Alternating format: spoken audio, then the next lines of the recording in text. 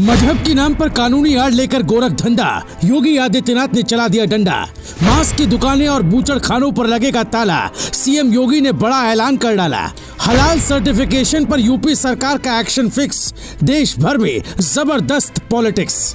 बिहार से कर्नाटक तक योगी मॉडल की चर्चा, यूपी के बाद कहां हलाल पर एक्शन होगा। अपने एक्शन से हमेशा सुर्खियों में रहने वाले यूपी के मुख्यमंत्री योगी आदित्यनाथ ने एक बार फिर कुछ ऐसा किया जिसकी देश भर में जबरदस्त चर्चा हो रही है। इस बार सीएम योगी ने डबल एक्शन लेकर मजहबी ठेकेदारों पर नकेल कसकर बड़ा संकेत दे दिया है। लिहाजा उत्तर से लेकर दक्षिण तक के राज्यों में योगी मॉडल को लागू करने की आवाज उठने लगी है। सरकार से योगी मॉडल लागू करने की मांग होने लगी है। सबसे पहले जान लीजिए कि योगी आदित्यनाथ ने यूपी में वो कौन से दो एक्शन लिए हैं जो नजीर बन गया है। पहला, उन्होंने हलाल सर्टिफिकेशन के नाम पर मजहबी धंधा करने वालों पर एक्शन लिया। दूसरा ये कि लगे हाथ उन्होंने यूपी में नो नॉनवेज डे मनाने का ऐलान कर दिया। ये दोनों एक्शन कैसे एक दूसरे से जुड़े हैं, क्यों इस पर जमकर पॉलिटिक्स हो रही है, ये जानने से पहले जान लीजिए कि ये हलाल सर्टिफिकेशन का मामला क्या है। क्योंकि कई लोगों ने पहली बार इस हलाल सर्टिफिकेट का नाम भी सुना होगा, पहली बार सुना होगा कि ऐसा कोई सर्टिफिकेट भी जारी होता है। मुस्लिम लोग हलाल प्रोडक्ट्स का ही इस्तेमाल करते हैं। सर्टिफाइड होने का मतलब है कि मुस्लिम समुदाय के लोग ऐसे प्रोडक्ट्स को बिना किसी संकोच के खा सकते हैं। हलाल सर्टिफिकेशन मिलने के बाद इस प्रोडक्ट को मुस्लिम समुदाय के लोग बेहिचक इस्तेमाल कर सकते हैं।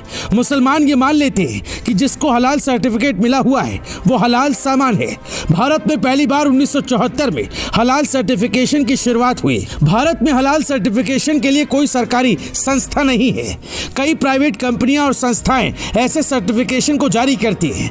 आरोप है कि हलाल मार्केट को बढ़ाने के लिए कुछ संस्थाएं ऐसे प्रोडक्ट्स पर भी ये सर्टिफिकेशन दे रही हैं जिन्हें तमाम लोग रोजाना इस्तेमाल करते हैं। यानी दाल, आटे और चावल के पैकेट पर भी हलाल लिख दिया गया है। यूपी सरकार का कहना है कि सिर्फ मीट की बिक्री पर ही ऐसे सर्टिफिकेशन की जरूरत होती है। तमाम पैकेज्ड फूड पर ऐसे सर्टिफिकेशन की जरूरत नहीं है। लिहाजा गैर कानूनी तरीके से हलाल सर्टिफिकेट बांटने वाली संस्थाओं पर सरकार ने कार्रवाई करनी शुरू कर दी है। 18 नवंबर से लगातार यूपी सरकार के अधिकारी ऐसे संस्थाओं के ठिकानों पर छापेमारी कर रहे हैं जो अवैध तरीके से हलाल का सर्टिफिकेट जारी करते थे, कारोबारियों से मोटी रकम वसूलते थे, दवाइयों और मेडिकल इक्विपमेंट्स को हलाल सर्टिफिकेट देकर उगाही करते थे। यूपी के 38 जिलों में 2500 किलो से ज्यादा खाने पीने की सामग्री जब्त की गई है जिसे अवैध तरीके से हलाल सर्टिफाइड किया गया था। करीब 500 कारोबारी संस्थाओं पर छापेमारी की गई है। इस पर मजहबी ठेकेदारों में खलबली मची हुई है। मुसलमानों के नाम पर अपनी सियासत करने वाले इस पर सवाल उठा रहे हैं, जबकि मुस्लिम कारोबारी योगी आदित्यनाथ की इस कार्रवाई का स्वागत कर रहे हैं। ज्यादातर मुस्लिम संगठनों ने प्रतिबंध को उचित बताया है। मुस्लिम कारोबारियों ने कहा है कि हलाल प्रमाणन के नाम पर समाज को बांटा जा रहा था। कंपनियों को हलाल या हराम से कोई मतलब नहीं है, वो सिर्फ मुस्लिमों की आस्था को भुना रही है। इन मुस्लिमों ने कहा कि वो उत्तर प्रदेश सरकार के प्रतिबंध के फैसले का समर्थन करते हैं। मुस्लिमों का कहना है कि हलाल सर्टिफाइड केवल कथित विश्वास पर टिका हुआ मुस्लिमों को ठगने का कारोबार भर है।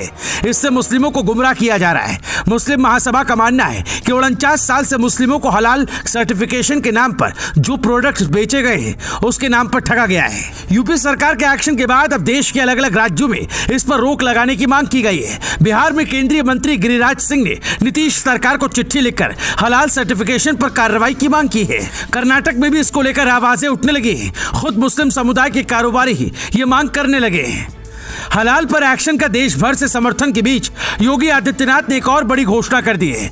उन्होंने साल में एक दिन नो नॉनवेज डे मनाने का ऐलान कर दिया है। नो नॉनवेज डे के दिन पूरे राज्य भर में सभी मांस की दुकानें और बूचड़ खाने बंद रहे। अब ये हर साल 25 नवंबर को नो नॉनवेज डे मनाया जाएगा।